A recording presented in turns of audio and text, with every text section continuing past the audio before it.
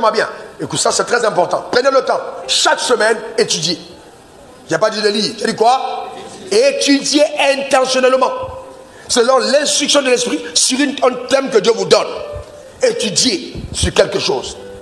Étudiez sur quelque chose. Prenez le temps. Même si c'est 30 minutes. Étudiez. C'est-à-dire vous allez essayer de comprendre qu'est-ce que Dieu dit. Et étudiez les domaines de vos faiblesses. Il y a dit quoi? Étudiez dans le domaine de vos faiblesses. Pour essayer de comprendre. Si ton problème c'est la galère, étudie sur la galère.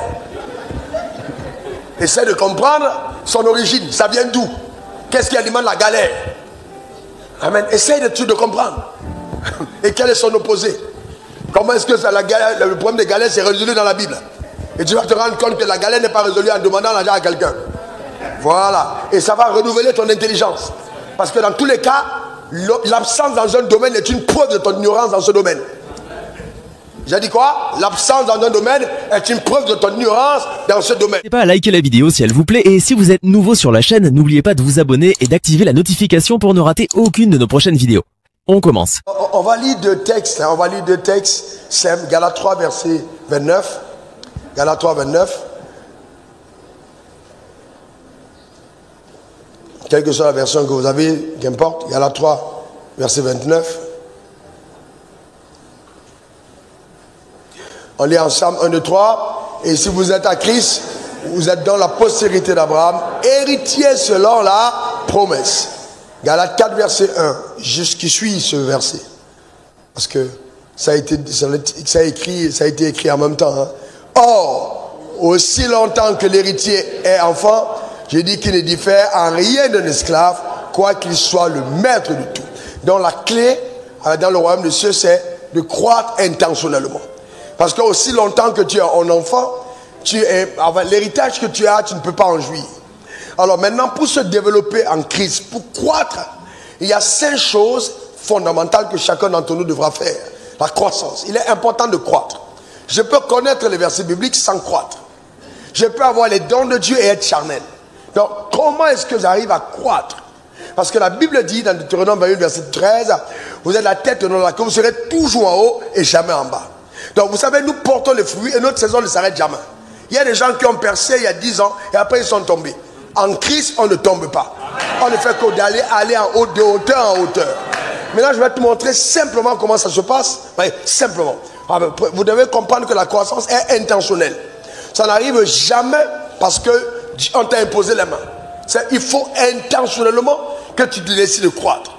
Je ne grandis pas parce que je suis membre de l'assemblée et je viens écouter les cultes le dimanche. C'est pas vrai. Sinon, il y a des gens qui ont 15 ans, 20 ans de foi, mais qui ne portent pas de fruits pour Dieu. Vous voyez-vous? Donc, il est important de comprendre qu'il doit y avoir une intention de ta part. Cette intention se manifeste de 5 manières. Premièrement, écoute-moi attentivement. Tu dois, voyez, tous les jours, j'ai dit quoi? Tous les jours, j'ai dit quoi? Tous les jours, avoir un temps de qualité où tu lis et médites la parole. En fait, tu lis et tu médites la parole. Tu lis et tu médites la parole. Chaque jour. N'oublie jamais que la Bible est le plus beau livre et le livre le plus riche que l'univers en fait. Donc tu dois intentionnellement lire la Bible. Avec au moins 30 minutes, tu t'enfermes. 30 minutes. Si tu dors tôt, alors commence à le faire tôt le matin avant de commencer ta journée quand tout est calme. Si tu dors tard, à ton aise, fais-le tard la nuit, mais quand tout est calme. Éloigne ton portable de toi. Il faille que tu développes la conscience de la présence de Dieu. Donc quand tu vas lire ta Bible, en ce moment tu te dis dans ton cœur, je vais rencontrer Dieu. Je vais au pied de mon maître et que Dieu me parle. C'est important. Cette génération est en train de perdre ces fondamentaux. Si vous perdez ça, vous détruisez tout. Il est important d'avoir une relation avec les Écritures, quelle que soit sa fonction. Chef d'État, ministre, député, juge, homme d'affaires, footballeur, étudiant, élève, chômeur, vous avez tout, homme, femme, on a tous besoin de passer du temps dans la parole de Dieu. Ça, c'est la première chose que tu dois faire. Lis la Bible. Lis la Bible. Lis la Bible. Lis la Bible. Te nourris de la Bible. Nourris de la Bible. Voyez-vous? Deuxième chose, prier. Donc, tu lis la Bible avant de prier. Dieu te parlera au travers des Écritures. Tu lis la Bible et tu pries. C'est important. Dieu te parlera. Il va t'instruire au travers des Écritures. Prier. Et la prière est quotidienne. Ce n'est pas une fois par semaine. Non, quotidienne. Tu dois prier quotidiennement. Voyez-vous? Est-ce que vous mangez tous les jours? Alors écoutez-moi très bien. Si vous développez l'habitude de lire la Bible avant de manger, vous êtes spirituel. Mais si vous mangez avant de lire la Bible, vous êtes charnel. Vous devez donner la priorité à votre esprit. Est-ce que ça va? J'ai dit quoi? Lire la Bible. Ensuite, prier chaque jour. Chaque jour. Une fois par semaine, troisièmement, jeûner. Une fois par semaine, jeûner. Privez-vous de ce besoin vital qu'est la nourriture. Et démontrez que vous êtes un homme spirituel. Jeûnez intentionnellement. Vous savez, jeûnez. Il y a des gens qui n'ont pas conscience de la présence de Dieu. Mais si vous ne jeûnez pas, vous ne pouvez pas développer la conscience de Dieu. Là, quand vous jeûnez, vous prenez conscience de sa présence. Dans votre réflexe de se tourner vers Dieu en premier se développe. J'ai vu beaucoup de personnes et même des pasteurs, dès qu'ils ont un problème, ils pensent à appeler quelqu'un. Moi, ce n'est pas mon réflexe. Jamais personne ici va vous dire, j'ai appelé pour poser un problème. Pourquoi? Parce que j'ai appris à poser mes problèmes à Dieu, à parler à Dieu, développer cette amitié. Vous comprenez ça? Le jeûne va vous y aider. Il faut jeûner. D'accord? Et le jeûne va vous aider à désaturer votre environnement des relations toxiques, nocives et diaboliques. Quand Satan veut détruire ta vie, il fait entrer quelqu'un dans ta vie. D'accord? Ça peut être même un frère en Christ, ça peut être une soeur en Christ, mais qui va venir produire des crises. Donc n'ayez pas d'amis avec lesquels vous ne pouvez pas parler Dieu. J'ai déjà dit quoi? N'ayez pas d'amis avec lesquels vous ne pouvez pas parler Dieu. Je n'ai pas dit de ne pas avoir de relations. C'est-à-dire que je veux dire pour avoir des relations à faire avec les gens, mais un ami, c'est quelqu'un qui a accès à ton âme. Quelqu'un avec qui tu parles de tes affaires personnelles. C'est un ami. Ce type de personne doit être à même de discuter avec toi sur la base des Écritures. Sinon, ce n'est pas un ami. Ça peut être ton collègue, mais pas un ami. Quelqu'un avec qui vous partagez ce que vous avez lu dans la Bible. Ah, je viens de lire telle chose. Ah, lis tel texte. Voyez-vous, si vous avez quelqu'un qui ne peut pas vous envoyer la parole de Dieu, en disant, j'étais avec Dieu, voici ce que Dieu m'a dit, ce n'est pas un ami. Hein, c'est un élément satanique. Le moment viendra où tu vas voir ce qu'il va faire dans ta vie. Voilà, il est important de veiller sur votre vie. Est-ce que vous avez bien compris ça? J'ai dit numéro 1, c'est quoi? Lire la Bible. Numéro 2, prier quotidiennement. Numéro 3, jeûner une fois par semaine. Le but du jeûne, c'est quoi? Te donner de prendre conscience de Dieu et ensuite aussi développer ta foi. Développer ta foi. Le jeûne aide vraiment à développer sa foi parce que plus tu prends conscience de Dieu, mieux ta foi se développe. Et à détruire la rébellion de la chair. Quand tu jeûnes, c'est comme si tu es en train... Vous voyez les bombes d'Israël qui tombent au Liban. Bam, bam, bam, bam. Ou à Gaza. Bam, bam, bam, bam. Ce sont des bombes de missiles que tu envoies contre la chair. Et toutes les forteresses de la chair s'écroulent. C'est pour ça qu'à des moments tu es fâché. Parce que la chair est en train d'être bombardée. Amen. Totalement renversée. C'est un pilonnage volontaire de la chair. Donne-moi ton meilleur amen. Amen. Dis encore amen. C'est important. Donc on est au point numéro 4. Donc maintenant point numéro 5. Écoutez-moi bien. Écoute, ça c'est très important. Prenez le temps. Chaque semaine, étudiez. J'ai pas dit de lire. J'ai dit quoi? Étudiez intentionnellement. Selon l'instruction de l'esprit, sur un thème que Dieu vous donne.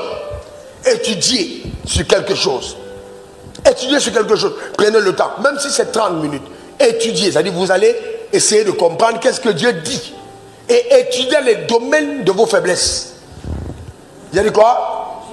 Étudiez dans le domaine de vos faiblesses. Pour essayer de comprendre.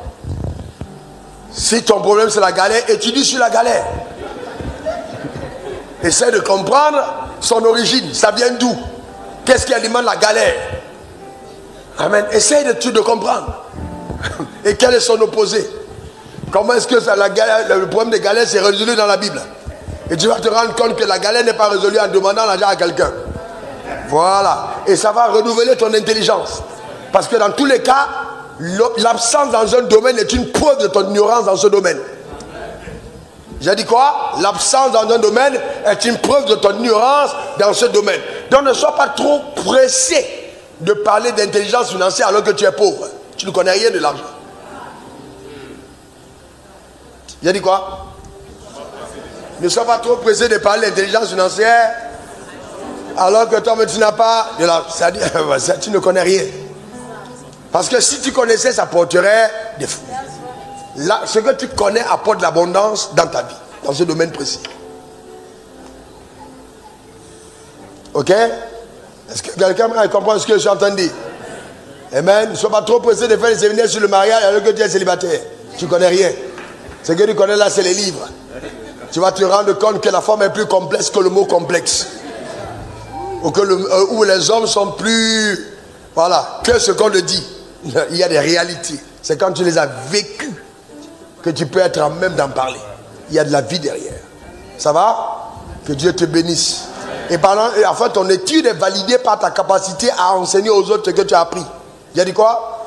Ton étude est validée par ta capacité à enseigner aux autres ce que tu as appris. Donc, mesdames, réunissez vos enfants, enseignez à vos enfants ce que vous apprenez. Messieurs, parlez à votre famille, parlez à vos amis. Transmettez votre savoir.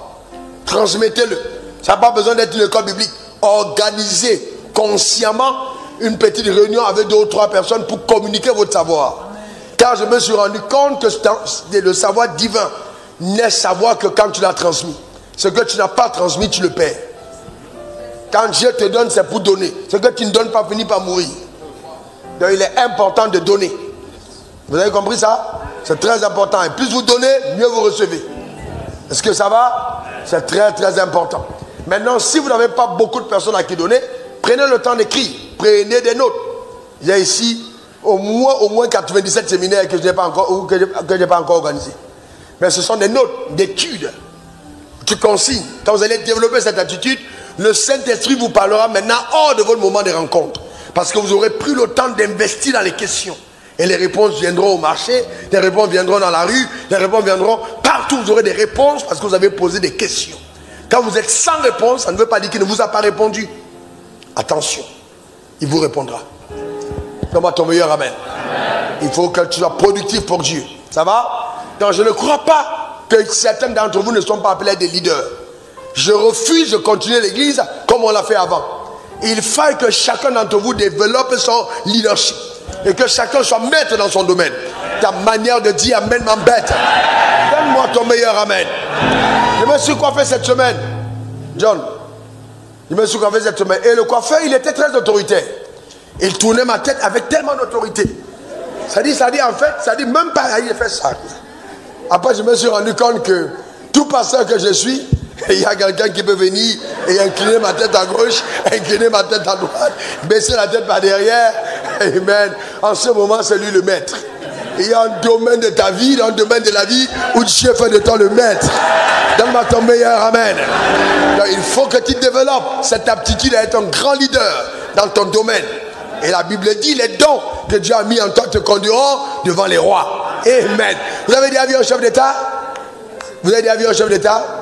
Vous avez déjà vu un chef d'État un jour? Ok. Qui connaît Donald Trump? Qui connaît son excellence Alassane Ouattara? Est-ce que vous savez qu'ils sont des coiffeurs? Et que les coiffeurs tournent aussi la tête à gauche, tournent aussi la tête à droite. En ce moment-là, qui gouverne le pays? Que Dieu bénisse ton âme. Et que Dieu bénisse ta vie. Amen.